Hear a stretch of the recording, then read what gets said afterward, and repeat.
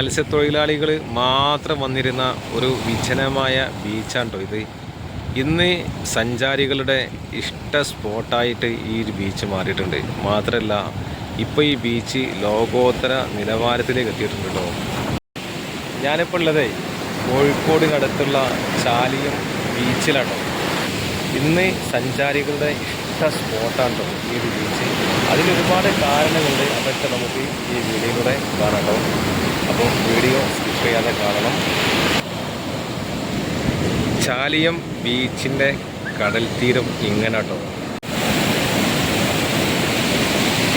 Season സമയങ്ങളിലൊക്കെ ഇതിൻ്റെ മുകളിലൊക്കെ ഒരുപാട് ആളുകളുണ്ടാവുമല്ലോ. ഇതിൻ്റെ മുകളിലൊക്കെ കയറുന്നതാണ് ആളുകൾ കടലൊക്കെ ഇങ്ങനെ കണ്ടിരുന്നത്.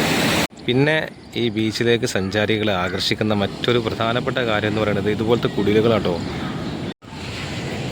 ഈ കാണുന്ന ഇൻ്റർലോക്കിംഗ് നടപ്പാതകളും അതുപോലെ തന്നെ ഈ ചെറിയ ചെറിയ കുടിലുകളും ഈ ബീച്ചിനെ ആകർഷിക്കുന്ന മറ്റൊരു പ്രധാനപ്പെട്ട കാര്യം കേട്ടോ.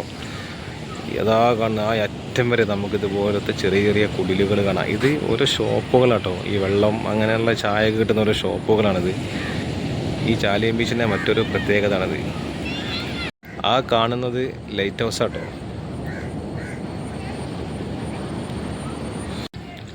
ഇത് ശരിക്കും ഓലല്ല കേട്ടോ. ഓല കൊണ്ടല്ല ഇത് നിർമ്മിച്ചിട്ടുള്ളത്. നമുക്ക് ഇത് കണ്ടാൽ ശരിക്കും ഓലാണെന്ന് തോന്നും. ഓലോ മറ്റുള്ള പുല്ല് പോലത്തെ വല്ല സംഭവങ്ങളാണെന്ന് തോന്നും. പക്ഷെ ഇത് അതല്ല കേട്ടോ. ശരിക്കും ഇതൊരു പ്ലാസ്റ്റിക് ആയിട്ടുള്ളൊരു ഐറ്റം സാധനമാണ്. പുല്ലിൻ്റെ ഒക്കെ ഷേപ്പിലുള്ള ഈ മുളയൊക്കെ ശരിക്കും ഒറിജിനൽ കേട്ടോ. പക്ഷേ ഇതൊക്കെ നല്ല ബീച്ച് നല്ല ഭംഗി കൂട്ടുന്ന കാര്യങ്ങളാണ്. ഇതൊക്കെ വന്നതിന് ശേഷമാണ് ഈ ബീച്ച് ഒന്നും കൂടി ഭംഗിയായത്. ആ ടൂറിസം വകുപ്പ് നിർമ്മിച്ച കുടിലാട്ടോ ഇത്. എന്നിട്ട് ടെൻഡർ അടിസ്ഥാനത്തിൽ ആവശ്യക്കാർക്ക് കൊടുക്കലാണ്. നമുക്കൊക്കെ എടുക്കാം, എന്നിട്ട് നമുക്ക് ആവശ്യമുള്ള കച്ചവടങ്ങളൊക്കെ ഇതിൽ ചെയ്യാം. ആ രീതിയിലാണ് കേട്ടോ ഇത്. പിന്നെ ഇത്രയും ഭംഗിയുള്ള ഈ ഒരു ഇതൊക്കെ ഉണ്ടായിട്ടും ഇവിടെ നോക്കൂ നിങ്ങൾ, ഇതെന്തിനാണെന്ന് എനിക്ക് മനസ്സിലാവാത്തത്. പിന്നെ ഇവിടെ കുറേ ഷെഡ് ടാർപ്പായൊക്കെ വെച്ചിട്ടിട്ട് ഇതൊക്കെയാണ് ഈ ബീച്ചിൻ്റെ സൗന്ദര്യം കളിയുന്ന സംഭവങ്ങൾ. അപ്പോൾ ഈ ഇതൊക്കെ ചായക്കടയും ഇതൊക്കെ തന്നെയാണ്. പക്ഷെ അവർക്ക് ഇതെടുത്ത് കച്ചവടം ചെയ്തൂടെ? അതിനല്ല ഇത് നിർമ്മിച്ചിട്ടുള്ളത്.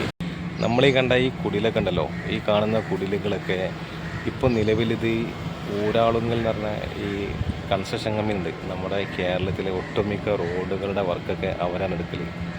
അപ്പോൾ അവരെ കയ്യിലാണ് ഇതുള്ളത്, ഈ കുടിലൊക്കെ ഉള്ളത്. അപ്പം ഇതാർക്കും കൊടുത്തിട്ടില്ല. അപ്പോൾ ഇത് കൊടുക്കാത്തത് കൊണ്ടാണ് നമ്മൾ നേരത്തെ കണ്ട ആ ബീച്ചിൻ്റെ കരയിലേക്ക് ആ ഷെഡൊക്കെ കണ്ടില്ലേ, ആ ഷെഡുകളൊക്കെ ഇത് ഓപ്പൺ ആവാത്തത് കൊണ്ടാണ് ആ ഷെഡുകളൊക്കെ ഇപ്പോൾ അവിടെ പ്രവർത്തിക്കുന്നത്. അവിടെ പൊതുവേ അവരാരും സർക്കാരിലേക്ക് ഒന്നും കൊടുക്കുന്നില്ല, ഒരു ലാഭമില്ല. അവരവിടെ നിന്ന് കച്ചവടം ചെയ്യണം. അപ്പോൾ ഒരാളെങ്കിൽ കമ്പനി ഇത് കൊടുക്കുന്നത് മൊത്തമായിട്ട് കൊടുക്കാട്ടോ. ഒരാൾ ഇത് മൊത്തമായിട്ട് ടെൻഡർ എടുത്തിട്ട് അയാൾക്ക് വേണമെങ്കിൽ അത് സപ്ലൈ ചെയ്ത് ഓരോന്നിങ്ങനെ കൊടുക്കുക. ആ രീതിയിലാണ് ഇത് കൊടുക്കുക. അപ്പോൾ ഇതിപ്പോൾ നിലവിൽ ആർക്കും കൊടുത്തിട്ടില്ല.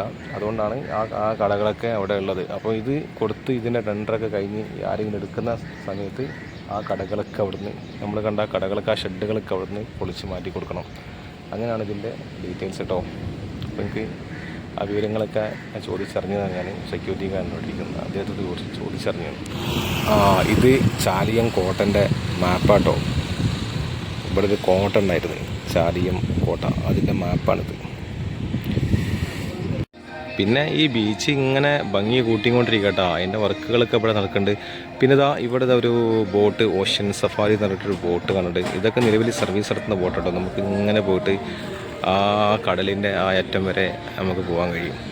അതിൽ ഈ വലിയ ബോട്ടിന് ഒരാൾക്ക് 100 രൂപ കേട്ടോ. പിന്നെ അതിൻ്റെ അടുത്ത് ചെറിയ ബോട്ടുണ്ട്, സ്പീഡ് ബോട്ട്, അത് ഒരാൾക്ക് 200 രൂപയാണ്. അതിലൊരു 5 or 6 ആൾ വേണം. ഇതിൽ 15-20 ആളൊക്കെ പോകും. അങ്ങനെ ആളായാലും ഇത് പോവുള്ളൂ. ആ കാണുന്ന കരയല്ലേ, അത് ബേപ്പൂർ എന്ന് പറഞ്ഞ സ്ഥലം കേട്ടോ. ബേപ്പൂരാണത്. അവിടെയാണ് ഷിപ്പൊക്കെ വരാറുള്ളത്. അവിടെ അതാ ഒരു ഷിപ്പ് നിൽക്കുന്നത്, അതാണ് ബേപ്പൂർ. എന്താണ് നമ്മൾ നിൽക്കുന്ന കരയാണ് ചാലിയം. പിന്നെ നമ്മൾ നിൽക്കുന്ന ഈ ചാലിയത്തു നിന്ന് അങ്ങോട്ടേക്ക് പോകാൻ ജങ്കാറുണ്ട് കേട്ടോ. നമുക്ക് ജങ്കാറിലേക്ക് കയറി അങ്ങോട്ട് പോവാം. പിന്നെ അത് കോഴിക്കോട് ആ ഭാഗം, കോഴിക്കോട്ടൊക്കെ ഇതിലൂടെ പോകാൻ എളുപ്പാട്ടോ. നമ്മുടെ ജങ്കാറ് ആ ഭാഗത്ത് വരും.